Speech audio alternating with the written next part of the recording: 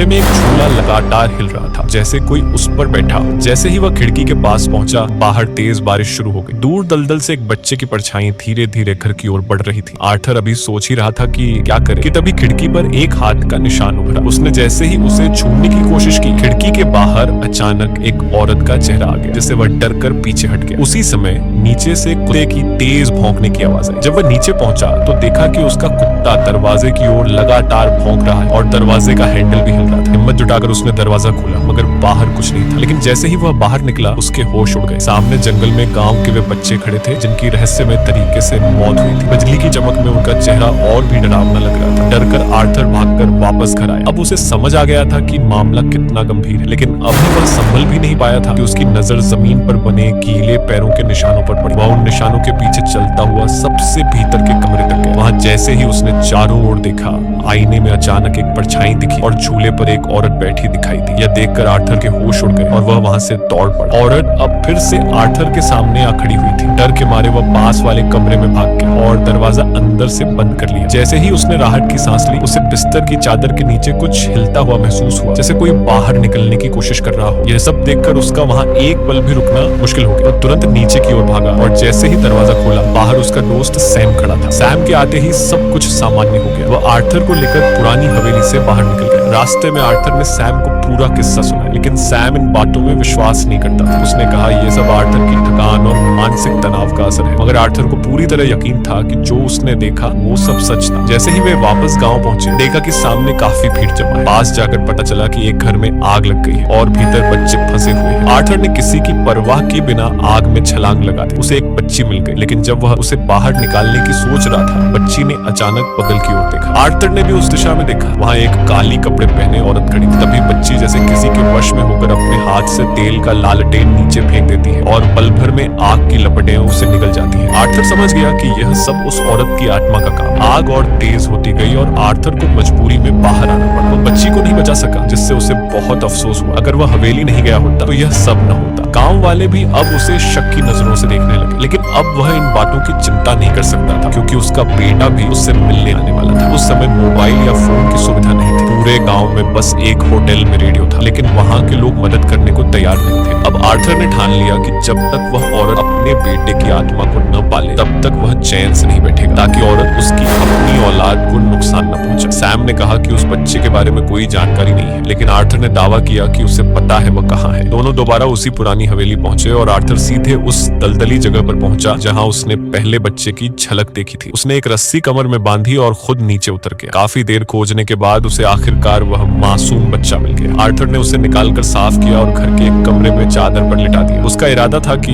जैसे ही वह आत्मा आए, उसे उसका बेटा सौंप दे, ताकि उसकी आत्मा को शांति मिल सके। उधर नीचे सैम को कुछ अजीब एहसास हुआ। उसे लगा जैसे कोई बच्चा कमरे में गया। उसे अपना मरा हुआ बेटा याद आ गया और वह उसके पीछे चला गया, लेकिन कमरे में कोई नहीं था। तभी उसके पीछे से एक आवाज आई और जब उसने मुड़कर देखा, दरवाजे के बाहर एक साया खड़ा था। इससे पहले कि वह कुछ समझ पाता, दरवाजा खुद बंद हो गया और वह अंदर बंद हो गया। ऊपर आर्थर को कुछ गड़बड़ महसूस हुई। वह बाहर आया तो देखा कि औरत उसकी ओर बढ़ रही थी और उसके कदमों के साथ साथ अंधेरा चारों ओर फैल रहा था। आर्थर तेजी से पीछे के कमरे में भाग गया। अगले ही पल सारे लाइटें बंद हो गई और वह औरत कमरे में आ गई। वह सीधे उस बच्चे की ओर बढ़ी, लेकिन उसने आर्थर को कुछ नहीं कहा, बस बच्चे की ओर देखती रही और फिर अचानक वह अदृश्य हो गई। आर्थर ने चैन की सांस ली। कुछ देर बाद आर्थर और सैम ने मिलकर औरत की कब्र ढूंढ निकाली और उस बच्चे का अंतिम संस्कार उसके पास कर दिया, ताकि माँ और बेटे की आत्मा को एक साथ शांति मिल सके। इसके बाद दोनों कार में बैठकर गांव छोड़ने लगे। उन्हें लगा कि अब सब कुछ खत्म हो गया है, लेकिन वह औरत अब भी पूरी तरह शांत नहीं हुई थी। दृश्य बदलता है। आर्थर अब स्टेशन पर अपने बेटे का इंतजार कर रहा होता है। सब कुछ ठीक हो चुका था, लेकिन एहतियातन उसने अपनी माँ से कहा कि तुरंत वापसी की टिकट ले ले, ताकि रात में ही वह लोग वापस शहर जा सके। लेकिन तभी जब आर्थर सम को अलविदा कह रहा होता है, बेटा अचानक उसका हाथ छुड़ाकर पटरी की ओर दौड़ पड़ता है, जैसे किसी अदृश्य ताकत ने उसे अपनी ओर खींच लिया। आर्थर जब तक कुछ समझ पाता, तब तक वह पटरी पर पहुंच चुका होता है और सामने से ट्रेन आती दिखाई देती है। आर्थर ने एक पल की भी देर नहीं की और दौड़कर बेटे को बचाने की कोशिश की। ट्रेन गुजर गई और जब आर्थर ने आंखें खोली तो उसने पाया कि वह और उसके बेटा दोनों बिल्कुल सुरक्षित थे, लेकिन स्टेशन पर उसकी माँ और सैम कहीं नजर नहीं आ रहे थे। तभी उसे समझ में आया वह और उसका बेटा अब जीवित नहीं है, वे मर चुके हैं। इसी बीच जोसेफ पीछे मुड़कर देखता है और कहता है, पापा वो देखो मम्मी। आर्थर ने पीछे देखा, सामने उसकी पत्नी खड़ी थी। वह भावुक हो गया और बेटे से कहा, हाँ बेटा, ये तुम्हारी माँ है। और तीनों एक दूसरे को गले लगाते। मृत्यु का भय उनके चेहरों पर नहीं था, बल्कि एक सुकून था, जैसे कोई अधूरा रिश्ता अब पूरा हो गया। वह औरत जो हमेशा काली कपड़े में दिखाई देती थी, बदले की भावना से नहीं, बल्कि आर्थर की तकलीफ को समझते हुए यह सब कर रही थी। शायद आर्थर के दिल में भी जीने की इच्छा अब नहीं बची थी, और उस औरत ने फैसला कर लिया था कि इस परिवार को फिर से एक कर देना ही सही होगा। कहानी के अंत में आर्थर, उसकी पत्नी और जोसेफ तीनों एक साथ धुंध के बीच हाथों में हाथ डाले आगे बढ़ जाते हैं। लेकिन उस औरत की आत्मा की पूरी शांति अब भी नहीं मिली थी।